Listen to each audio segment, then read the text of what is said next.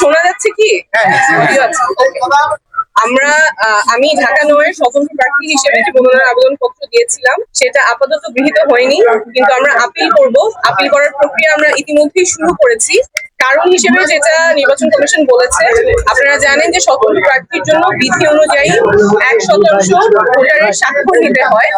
সেই 1% ভোটারের সংখ্যা যা হয় তার চেয়ে আমরা বেশি স্বাক্ষর সাবমিট করেছি, প্রায় 200-র মতো বেশি ছিল।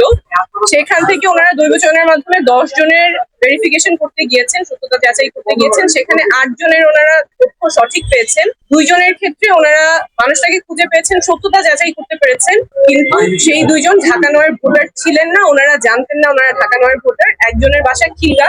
খিলগা যেহেতু ঢাকা 9 আর 11 দুইটাই পড়ে, উনি জানতেন যে উনি ঢাকা নয়ের ভোটার এবং তার জানার কোনো উপায় ছিল না যে সে ঢাকা নয়ের ভোটার না। উনি গিয়ে ওয়েবসাইটে চেক করেছেন, ওনার ভোটার নাম্বারটা পান নাই। এনআইডি যেটা ছিল উনি জানতেন উনি ঢাকা নয়ের ভোটার, সেভাবে তিনি স্বাক্ষর করেছেন। আরেকজন যার ব্যতিক্রম এসেছে, তার কাছেও যে হার্ড কপি আছে এনআইডির, সেই এনআইডির ঠিকানা অনুযায়ী উনিও ঢাকা নয়ের ভোটার, কিন্তু নির্বাচন কমিশনের কাছে তথ্য আছে যে তিনি ঢাকা নয়ের ভোটার না, সেটাও তার জানার কোনো উপায় ছিল না। তো যেই 2 জনের কথা ওনারা বলেছেন যাদের সত্যতা পেয়েছেন কিন্তু ঢাকা নয়ের ভোটার না, এই 2 জনের ক্ষেত্রেই তাদের জানার কোনো উপায় ছিল না যে তারা কোন এলাকার ভোটার এবং ঢাকা নয়ের ভোটার না। ওনারা জানতেন যে ওনারা ঢাকা নয়ের ভোটার, সেই অনুযায়ী ওনারা স্বাক্ষর দিয়েছেন এবং নির্বাচন কমিশন কোনো উপায় রাখে নাই ভোটারদের জানার জন্য যে তারা কোন আসনের ভোটার কিংবা ভোটার না।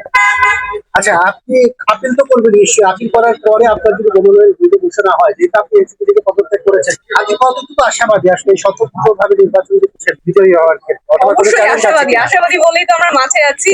আমাদের যেই যাত্রা, আমাদের যে লড়াই, স্বচ্ছতা জবাবদিহিতার রাজনীতির লড়াই, এটা জারি থাকবে। স্বতন্ত্র হিসেবে কোনো চ্যালেঞ্জ আছে?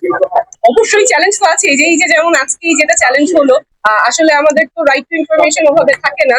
যারা এত কষ্ট করে স্বাক্ষর দিয়েছেন তাদের জন্য নির্বাচন কমিশন কোনো উপায়ও রাখে নাই জানার তিনি কোন আসনের ভোটার। আমরা এত কিছু বলি, আমাদের অধিকারের কথা বলি, কিন্তু এই বেসিক তথ্যটা জানার পর্যন্ত আমাদের কোনো উপায় রাখা হয়। অবশ্যই চ্যালেঞ্জ আছে, তার সাথে অনেক পজিটিভও আছে। আমাদের যেহেতু দল থেকে না হয়ে স্বতন্ত্র যাচ্ছি, মানুষ একেবারেই খুব কাছে থেকে অনেক ভালোবাসা দিচ্ছে, অবশ্যই পজিটিভও আছে।